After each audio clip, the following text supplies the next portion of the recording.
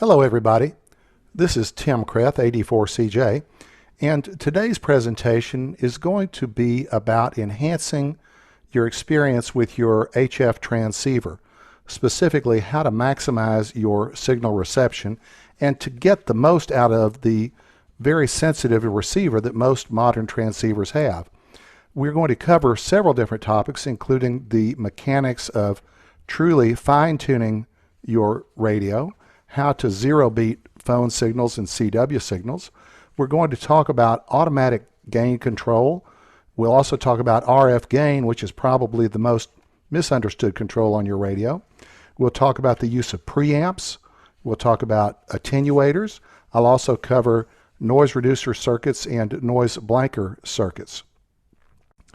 So we're going to talk specifically, how do you tune a frequency? We will specifically cover how to zero beat in CW. We'll also talk about how to zero beat a phone signal, and we'll have video demonstrations of both of these. You really want to avoid overly coarse tuning rates. You literally want to fine tune your radio. I've seen some hams that have set their tuning steps so coarse that very minor changes in the VFO knob can really move you right past the frequency that the DX station you're trying to work is listening to. So I've got some video coming up that is going to show us how to fine-tune a couple of different radios. And I'd like to thank Cliff N4CCB for shooting and editing all the video on this slide presentation. He did a great job. We're going to be looking at two different radios, a fairly new radio, an ICOM 7600, as well as an older radio, a Kenwood 570. So let's take a look at how to fine tune.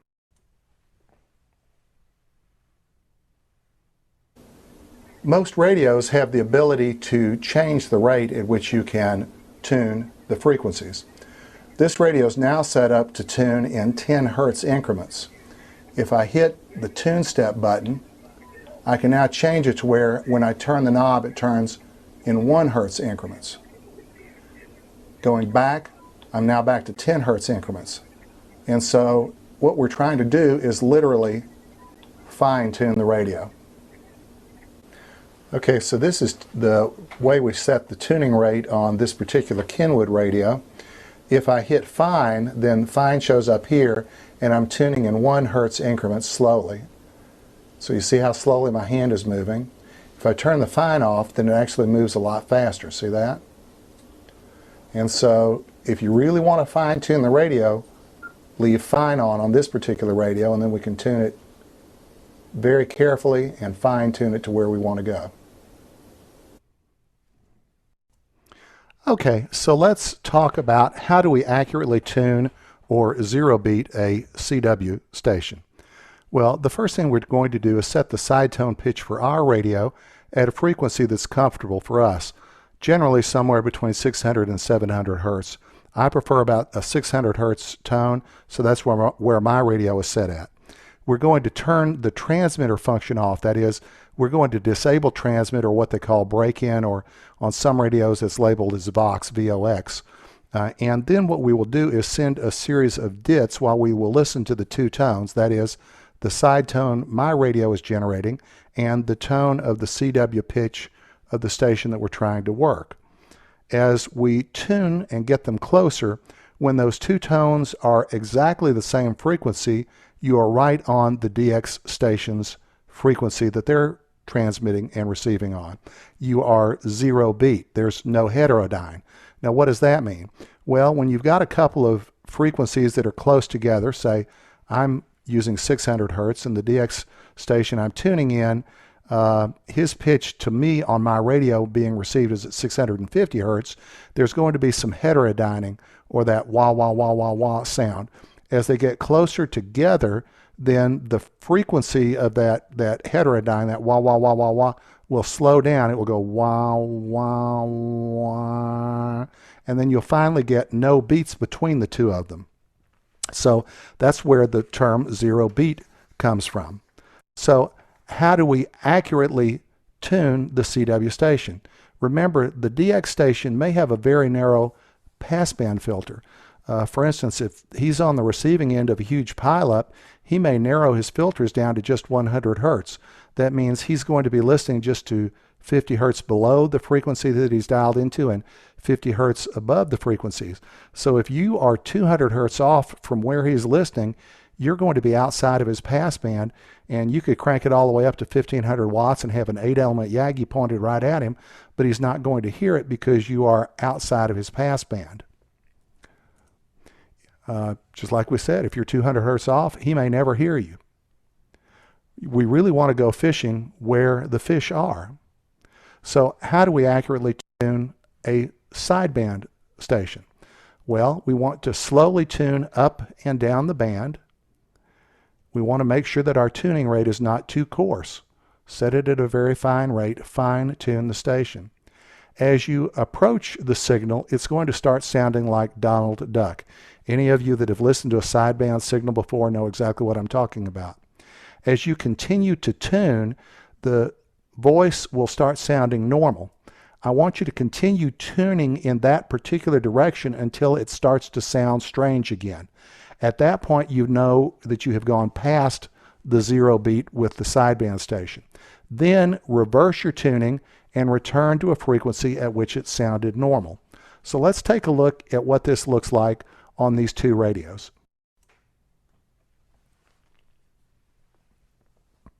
There's two ways of 0 beating. First is for sideband or phone, and the other way is for CW, as we know. So let's listen to a signal, and what I'm going to do is I'm going to turn until it starts sounding like Donald Duck, just like we talked about earlier. I'm going to continue turning until it sounds normal, and then I'll continue in the same direction until it starts sounding like Donald Duck again. Then I will reverse it until it sounds normal again.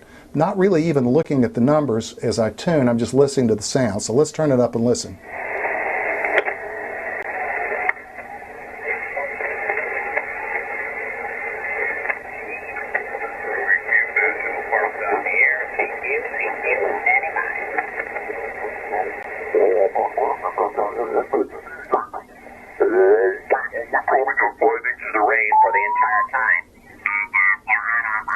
So now I'm reversing. And the streets would dry out a little bit, and then we'd get a little bit. So we escaped. That's how you 0 beat a phone signal. The bad part of that, because it all went. Now let's go down to the CW portion of the band. In order to 0 beat on CW, what we want to do is listen to what our side tone is supposed to be. And there it is. And we want the CW note of the receiving station to sound exactly the same.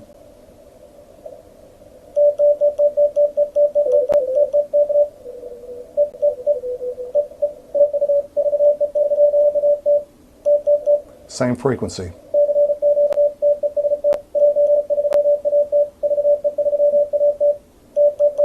Same frequency. They're 0 beated.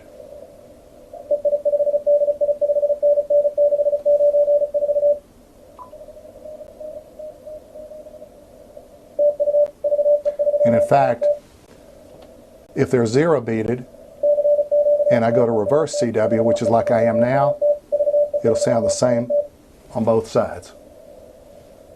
So here I'm CW normal, CW reverse. The note didn't change. I'm absolutely 0 beated with the station. Definitely will be in his passband. All right, to 0 beat CW, again, we're going to listen with our side tone. I've got Vox turned off, so we're not transmitting. I'll start bringing a signal in, see if I can hear one. There's one right there. So that's the tone I want to get.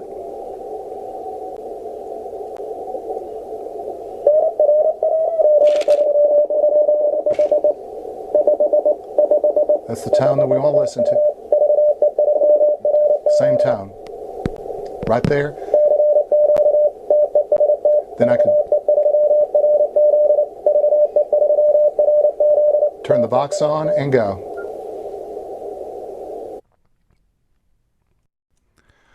Okay, so the next thing we really want to look at is using our automatic gain control and RF gain, and that is using the right amplification.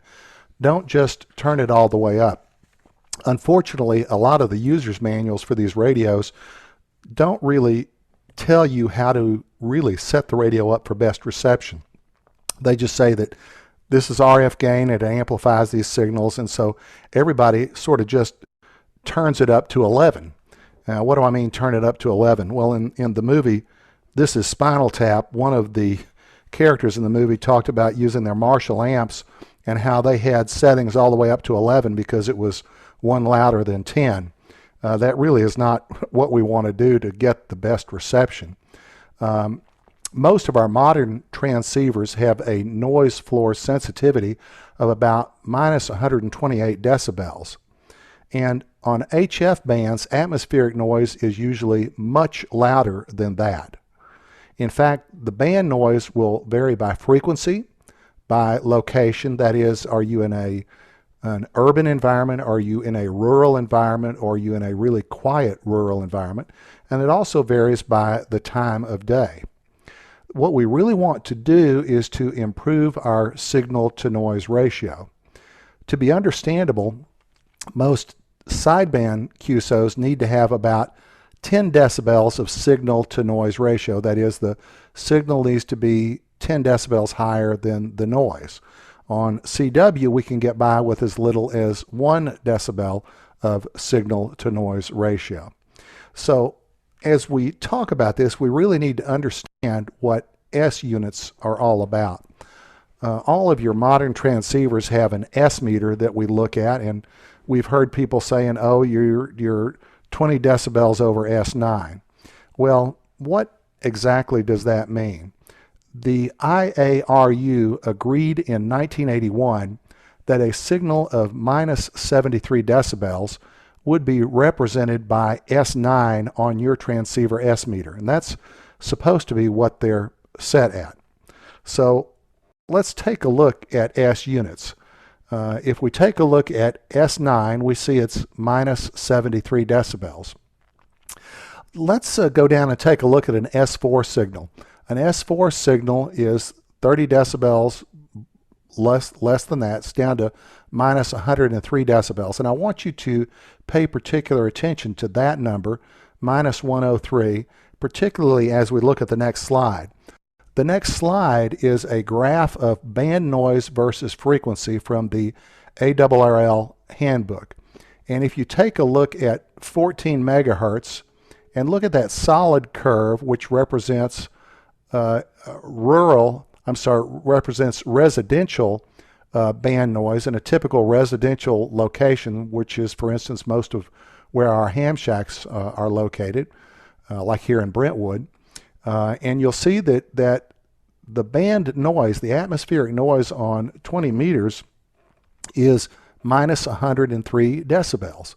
And that is an S4 band noise for 20 meters. And right there you can see there's 25 decibels of atmospheric noise compared to the noise floor. That is, if we think that the noise floor of the radio is minus 128 decibels, if this is 103 decibels, there are 25 decibels of atmospheric noise. So to reiterate, in a typical residential environment on 20 meters, atmospheric noise is minus 103 decibels. This represents an S4 noise level. That's an S4 noise just from atmospheric noise. What I really want you to do is not focus on the signal, but primarily focus on the signal-to-noise ratio. If your signal level is lower than the atmospheric noise, you will not be able to hear the station. And this is where RF gain and preamplifier all are really misunderstood. The preamplifier will amplify both the signal and the atmospheric noise. The RF gain will set the level at which amplification starts using the automatic gain control. If your desired signal is below the atmospheric noise, all of the amplification in the world you have is not going to make it intelligible. It's not going to change that signal-to-noise ratio. So let's focus on what's important. And what's important will be measures to improve your signal-to-noise ratio. It may require you to turn off the amplifier. It may actually require you to turn on attenuation. This is all counterintuitive, I know, but we'll give you some demonstrations that show you exactly how each of these things work. It will probably require you to back off of your RF gain from 100%. In fact, I usually keep my RF gain, depending on which radio I'm using, somewhere between 50% and 70%. Easily, this use of RF gain is the most misunderstood concept regarding HF signal reception. It is vitally important. So what are the factors that are going to maximize your signal-to-noise ratio? Well, the first thing is really going to be understanding and using AGC, or automatic gain control. And hand in hand with that is how to set the RF gain. On my software-defined radio, my Flex radio, they don't call it RF gain, they call it AGC threshold, and that's really what it is. And as we get through this presentation a little bit further, I think you'll understand what I'm talking about. A lot of times we're going to use attenuation rather than preamplification. And in fact, you really do want to avoid using your preamps on any band below 10 or 12 meters. You do not need any preamps there. 10 or 12 meters, very, very, very rarely you'll use preamps, but it's almost never, never, never will you use a preamp on anything below 12 meters. So to really understand this, we have to understand what automatic gain control is. And once I understood this, this was my epiphany. Automatic gain control is a compression amplifier. It is not a linear amplifier, it is a compression amplifier. What that means is we get lots of amplification when there is a weak signal, but when there's a very strong signal, we have very little amplification. The reason this occurs is the automatic gain control must take a really widely varying RF signal strength, for instance up to 80 decibels or 90 decibels coming into the front end of the radio, and convert it into only about 10 decibels of audio variance. So it's compressing the signal from 80 or 90 decibels coming in down to about only 10 decibels. And graphically, this is what it looks like. Over on the left side of the graph, at the start of the circuit in your radio, you may have 100 or 110 decibels of difference. And as you go through each of the steps, whether it's the bandpass filter, the RF amplifier, the first mixer, the second mixer, the IF amp, we finally get all the way over to the right side of the graph, and we see we only have about 10 decibels of difference between the strongest signal and the weakest signal. Now, you could do this with manual gain, but you'd have to be pretty quick with your hands. So what is the automatic gain control? Well, on radios, they can have variable time of recovery when a very little amplification occurs in the presence of a strong signal. So when we get a really strong signal, there's going to be very little amplification. When there's only weak signals present, we're going to have strong amplification of the signal. And the radio can be set to recover strong amplification either slowly or fast or medium. Now, what is automatic gain control? Well, most S meters actually are reflecting the current level of automatic gain control activity, not really how strong your signal is. In fact, on some radios, if you turn automatic gain control off, the S meter will stop working. So let's look at an example of automatic gain control, fast and slow, and see what happens with it.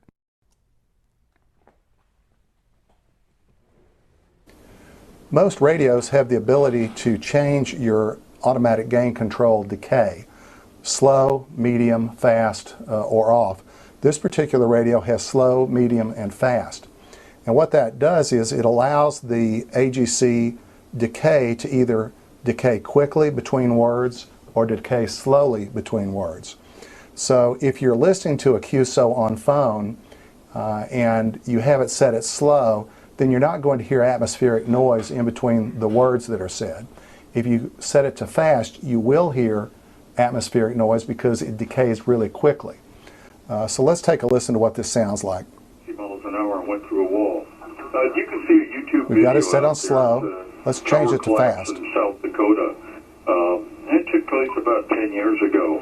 But I lost a friend out there on the tower, and I don't do helicopters. What can I say? KC4LNX, K6AER. Roger, copy that. Well, I can understand that. I can imagine being a technician inside that transmitter shack. And can you imagine seeing that occur? They don't really know what's going on outside. It's just one of the moments where you look at each other like, Now back to slow. What just happened? But that reminds me. I was a retired firefighter. The department after I retired from, they had a case. A lot less noise between words when we're on slow as compared to when we're on fast. The pump operator, something went wrong. Slow. It wasn't in pump gear, it was in drive. The fire truck took off. Fast. And I only say these firefighters inside saw that line shoot out of the house, nozzle and all, and that's almost kind of the same thing. For a minute there, you can't comprehend or register what just happened because it's never happened before. AGC control on this radio is right here. It's either fast or slow. We only have those two choices. When I hit it, the fast sign goes off and it becomes slow. Turn it on, fast side is on. Let's listen to the difference. Away from, we're finishing off a 3-season room, and I'm glad we picked the hottest day. It's probably about 90 degrees outside today. And notice how the S meter moves pretty quickly when we're on fast. What do you call it? The thermometer starts busting through the roof there. Yeah, our temperatures were doing the same. We've been getting storms all around us, but no rain. It's dramatically lowered the temperatures about a good 30 degrees. When the AGC is slow, when the decay is slow, you don't get as much noise between the words. And watch it like a hawk come over. Well, here it's pretty hot. We've been having storms every night, though. Okay, so what is RF gain and how does it interact with AGC? Well, RF gain selects the level at which the AGC amplification starts. So when we have our RF gain all the way up to 100%, then AGC will start at the noise floor of the radio, that is generally minus 128 decibels. If we reduce our RF gain so that the S meter will show, say, an S4 level, then no amplification will occur at signals S4 or lower. So this is what's really, really important. If the atmospheric noise level is S4 and you reduce the RF gain so that the S meter shows S4, only signals louder than the atmospheric noise floor will be amplified. That is, the signals that we want to decode. We're going to start improving our signal to noise ratio. So let's take a look at it.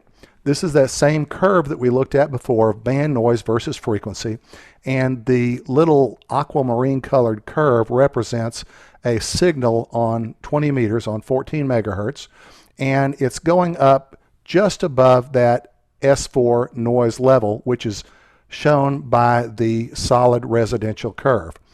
The red line represents my RF gain. So when I had the RF gain at 100%, that red line would have been all the way down at the noise floor, that is minus 128 decibels.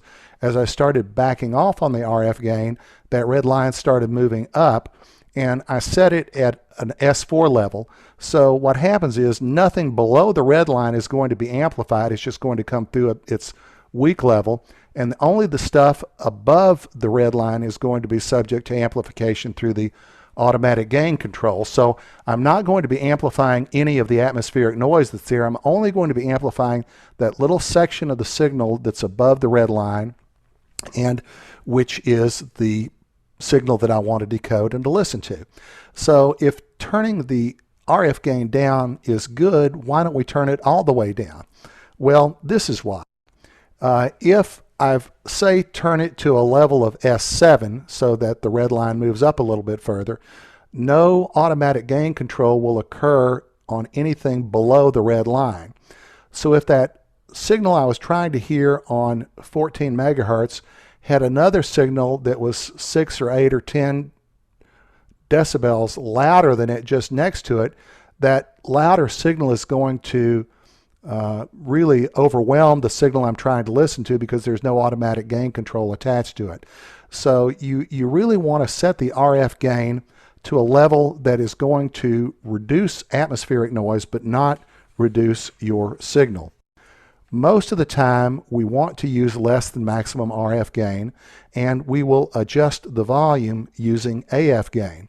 So what we're going to want to do, as you'll see in the videos coming up, is we want to tune to a clear section where there's no signal going, and we hear this background white noise of the atmospheric noise. Then I'm going to start reducing the RF gain until that noise just barely begins to go away. And that's going to be the magic point for most of these radios. So let's take a listen and see what they sound like.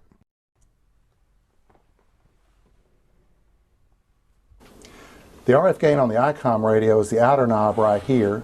The AF gain, the volume, is on the inside. And when the white dot is straight up and down, ICOM is a little bit different than other radios. Your RF gain is at 100%. If you turn it further to the right, then it actually becomes a squelch. If you turn it to the left from straight up and down, or 12 o'clock, then you'll start getting some reduction of your RF gain. So let's listen to the background noise. I'm going to turn this up a little bit, and I'm just going to reduce the RF gain until I just barely get to reduce the background noise a little bit. Right about there. Now let's tune a signal in and see if we can hear a signal here. Didn't hear much of anything down there. CQ20 from the Battleship, New Jersey. This is NJ2BB. So there's the Battleship, New Jersey, and I can actually, I'm going to actually reduce the RF gain just a little bit more. And you notice how the background noise, atmospheric noise, just sort of falls away. Now, notice that I've got the RF gain set to where it says S9. Let me reduce or bring the RF gain all the way back up, and you'll notice that there's not much of a signal there in terms of an S meter signal. So it's S1, S2. How about that? When he comes back, we'll listen to him again. It's S1 is, we're getting a little bit of interference, but let's listen to the Battleship, New Jersey come back again in a minute. There he is at about an S5. Let's reduce the RF gain a little bit. But there he is. I've improved my signal to noise ratio by reducing RF gain. RF gain on this radio is the outer knob here. I'm going to tune off of the frequency and then reduce the RF gain until I get rid of the background noise to hit that knee. So let's tune off the frequency a little bit, and let's bring up the RF, or bring up the audio frequency gain. So you hear the noise. I'm going to reduce the noise then with the RF gain. Now let's go back to the frequency that we were at. So there we go. So perfectly understandable, but I've reduced the background noise. Okay, so the next thing we want to talk about is preamplifiers. As I said before, on bands lower than 10 or 12 meters, preamplifiers are almost never needed. Basically, if you listen to a quiet part of the band and you can hear atmospheric noise, you do not need a preamplifier. So how do we pick out a signal? Remember, you've got to discern the signal from the noise. Amplifying the noise will not help you.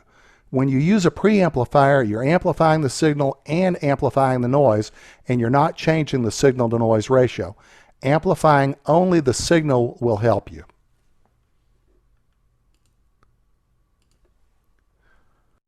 So let's talk about attenuators.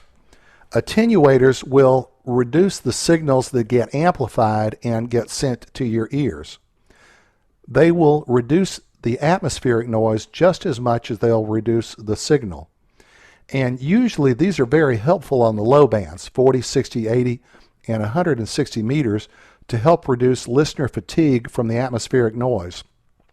I think you're going to be really amazed at the video demonstration we're going to give you a little bit later. Additionally, attenuators might be really helpful in crowded band conditions when powerful stations are close to your operating frequency. Now, when might that occur? Well, during field day or at particular contests like the ARRL DX contest or during DXpeditions. So let's take a look at preamplifiers and attenuators in this next video.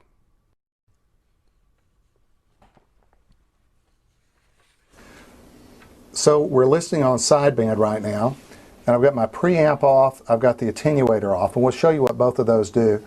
There's a pretty good station right now from Lithuania that's coming in really well, and I want to show you that it really doesn't make any difference if we turn the preamp on. All that will do is simply amplify the ambient noise, which is not what we want to do. So let's listen. Hotel India Bravo 59. Preamp and attenuation is off. Let's turn the preamp on and see if it makes any difference to be able to hear this Lithuanian station. Lima Yankee 4 America. Sugar Quebec 6 Whiskey Echo 59. So I've got two levels of preamp on. Thanks, Lima Yankee 4 Alpha QRZ. Now it's back off, and let's see if it's any difference from what we were... India 7. We couldn't tell any difference. All we did was amplify the background sound. Now, if we turn the attenuation on, we will reduce some of the interference coming in from atmospheric noise. And I want you to listen how it doesn't make any difference to his signal, but it does reduce the background noise as I add 6 decibels, then 12 decibels, then 18 decibels of attenuation. So let's listen again. Lima Yankee 4 America QRZ. Okay, so now I'm going to add 6 decibels. Again? You could hear him say again. We had 6 decibels. 1 thanks, 59. Let's add 12 decibels and see if it prevents us from being able to understand him. Thank you, man. 73 L-Y-4 QRZ.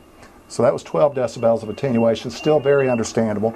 Let's add 18 decibels of attenuation. 59. That's 18 decibels of attenuation. Mike Romeo. Okay, the S meter isn't even moving, but we can perfectly understand him. Okay, 1 DMR also 59, thanks, QRZ. And there's a station pretty close to him that actually I could filter that other station out totally by tightening up my filters a little bit. And so let's listen again. Where'd he go? He'll be back in a minute. And that's with 18 decibels. Everybody could understand that totally. And we don't have any interference. You're not wearing your ears out. So the preamp on the Kenwood is turned on and off right here. We're going to listen to a QSO in progress, and you'll notice that I can't really hear it any better when I turn the preamp on. Really doesn't help because all we're doing is amplifying noise as well as the signal, and we're not changing the signal to noise ratio at all. Let's listen. Preamp on. Preamp off. On.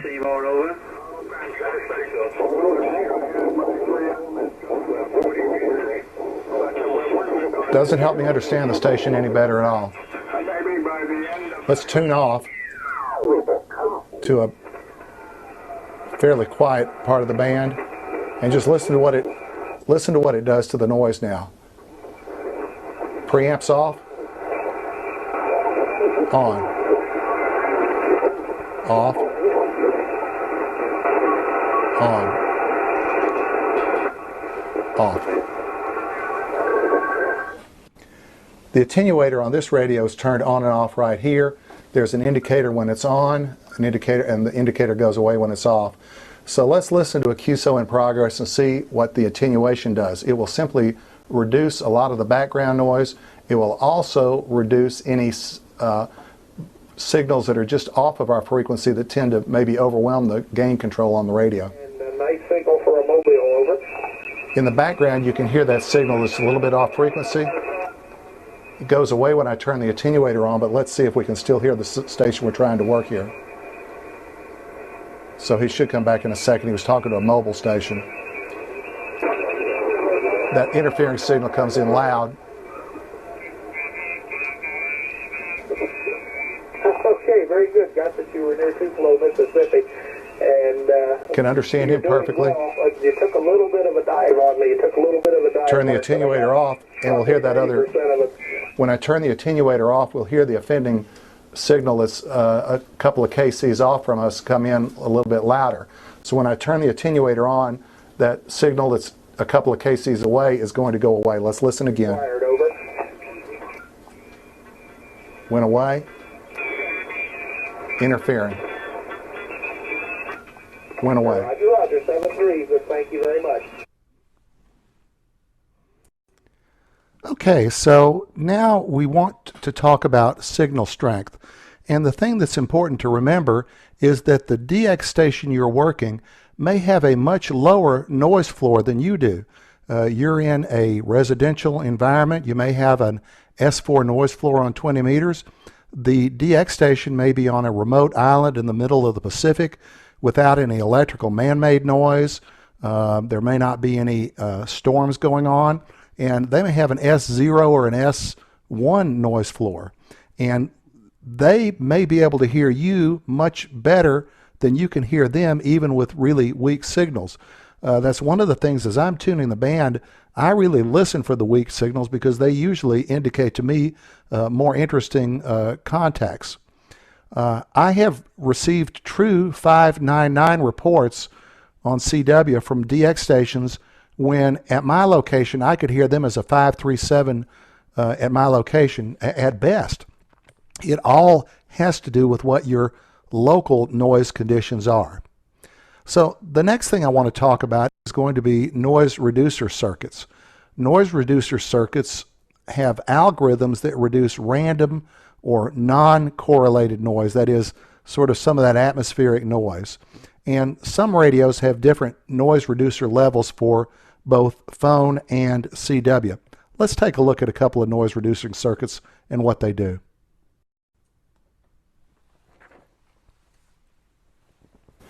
To activate the noise reducer on this radio, we just hit this button right here, NR, and it gets rid of the background noise with digital signal processing.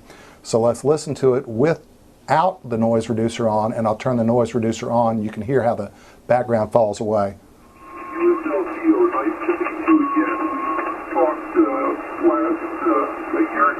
There it's off and on.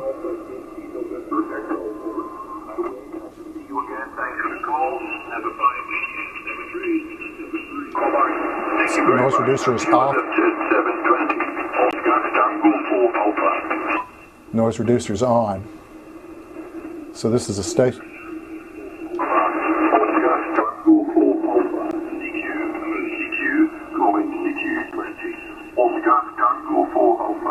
Noise reducer's on. Noise reducer's off. A lot more noisy. This radio has a noise reducer circuit. One of the noise reducers is set for phone, the other is set for CW.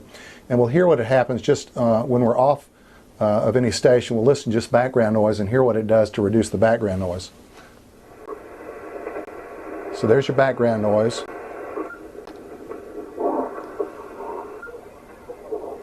Really cuts the background noise out. Comes back.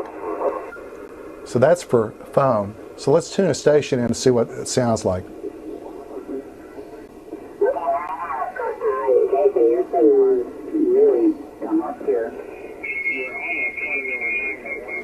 And there's a station pretty close to this one.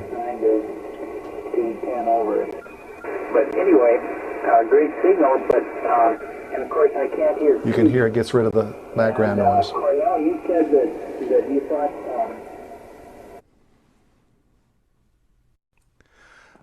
Modern transceivers also have circuitry called noise blankers. And these noise blankers reduce repetitive or pulse noise, like noise from your automobile ignition or noise from electric fences that fire every half second or so. Unfortunately, we did not have a noise source like this to demonstrate when we were filming the videos, but I think everybody can understand what ignition noise sounds like, and this pop, pop, pop, pop, pop, pop, pop, pop, pop. That's what the noise blankers are designed for. And make sure you leave them off unless you've got that type of noise coming into your system. Otherwise, they're going to add some interference to the signal that you're listening to. So, in summary, what I'd like to do is remind you to very rarely use your preamps. Again, you don't want to use them for any bands lower than about 12 meters. The most important thing, if you would take home from this, is to reduce your RF gain from 100% to increase the AGC threshold. That is, tune to a quiet part of the band where there is no signal, and then start reducing the RF gain until the background noise just starts to disappear. That seems to be the magic point, and that's about where you need to keep your RF gain adjusted. Remember, it's going to change during the time of day. It will change by band because the noise level, atmospheric noise, changes dependent upon the frequency that you're at and the time of day. Consider using attenuators, particularly on 40, 60, 80, and 160 meters. Those are going to improve your signal to noise ratio. Remember the video that we showed you. And also remember, most modern transceivers are much more sensitive than atmospheric noise. They're very easily overloaded.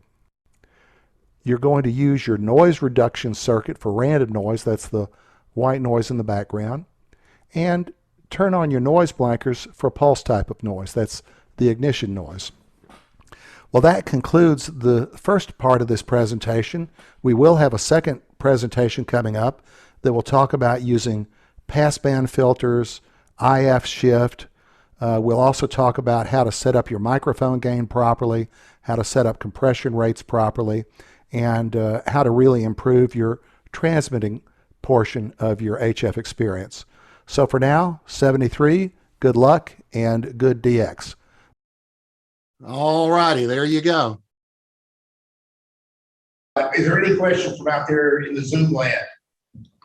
There was a question that was asked me about on the chat box about the RF control on the ICOM radios.